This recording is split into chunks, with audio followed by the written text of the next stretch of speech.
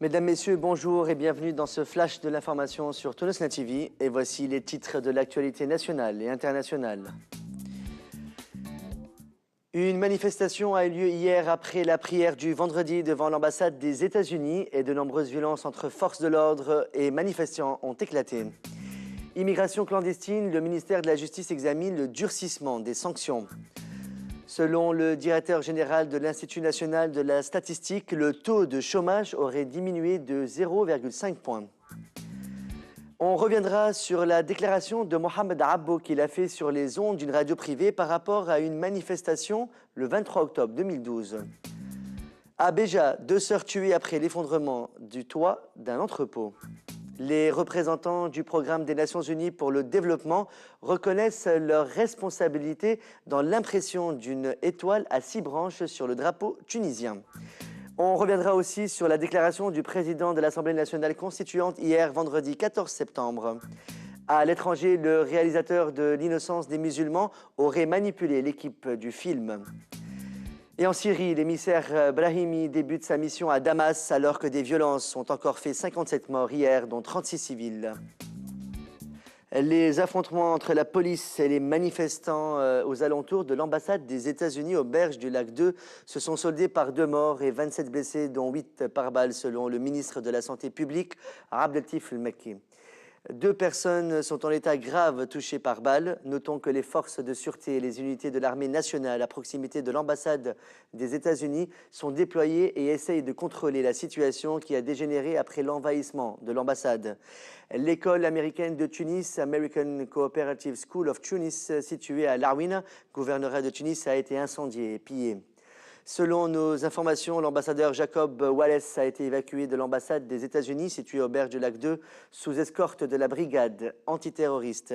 La BAT, la brigade antiterroriste, est arrivée sur les lieux hier, vendredi 14 septembre, pour protéger le personnel de l'ambassade en danger après l'envahissement de la représentation diplomatique par un groupe de manifestants rassemblés pour protester contre le film islamophobe L'innocence des musulmans. Le ministère de la Justice envisage de lourdes sanctions contre les organisateurs de l'immigration clandestine. Le ministère examine la mise en place d'un cadre juridique régissant l'immigration clandestine et l'alourdissement des peines encourues par les passeurs et leurs complices. Cette mesure intervient suite au drame de Lampedusa survenu dans la nuit de mercredi dernier après le naufrage d'une embarcation d'immigrés clandestins tunisiens dans les eaux italiennes.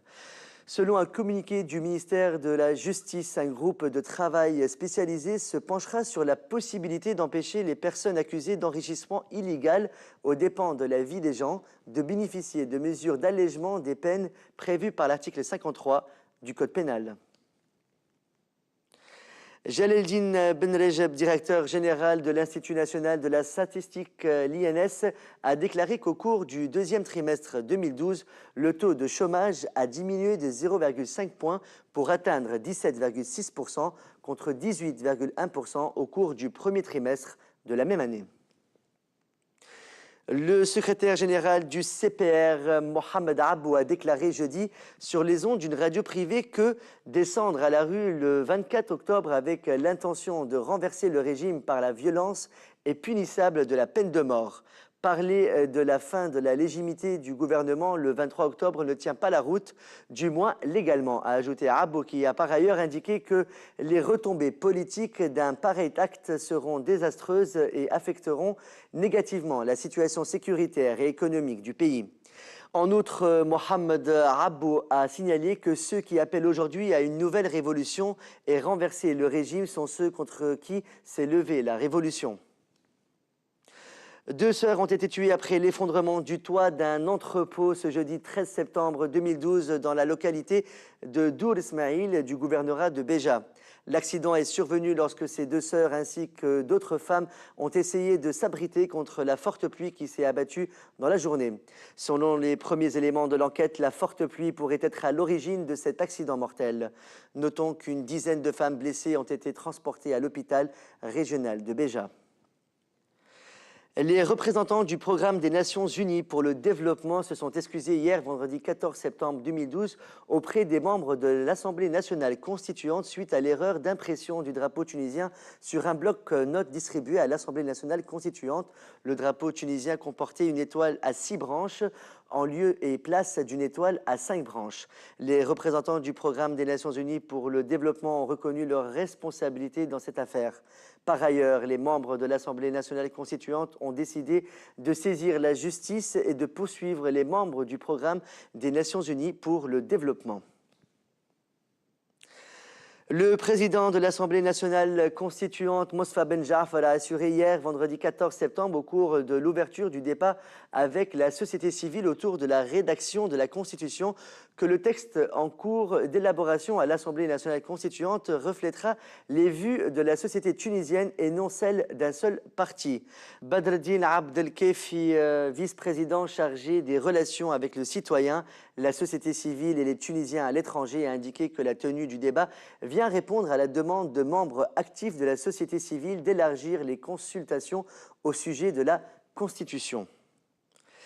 À l'international, l'équipe du film polémique L'innocence des musulmans, qui fait l'objet d'une vague de protestations dans plusieurs pays du monde arabo-musulman, a fait part de sa colère mercredi dans un communiqué publié par le journal américain Los Angeles Times.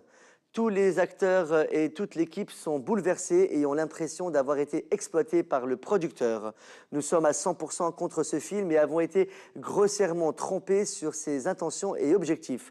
Nous sommes choqués par les réécritures radicales du scénario et les mensonges proférés à toutes les personnes impliquées, peut-on lire dans le communiqué.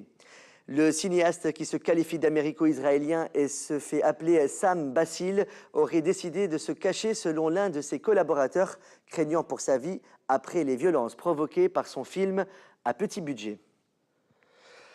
En Syrie, le nouvel émissaire international Lakhdar Brahimi a entamé hier sa première visite en soulignant que la crise dans le pays s'aggravait après 18 mois d'un conflit dévastateur. Les violences ont encore fait 57 morts hier, dont 36 civils, selon un bilan provisoire de l'Observatoire syrien des droits de l'homme, qui a fait état de bombardements et de bastions rebelles et de combats acharnés, notamment à Alep, où les insurgés ont avancé vers le centre-ville. C'est la fin de ce flash de l'actualité. Merci de l'avoir suivi. Excellente journée sur Tunesnet TV et on reprend sur le plateau de la matinale. À demain.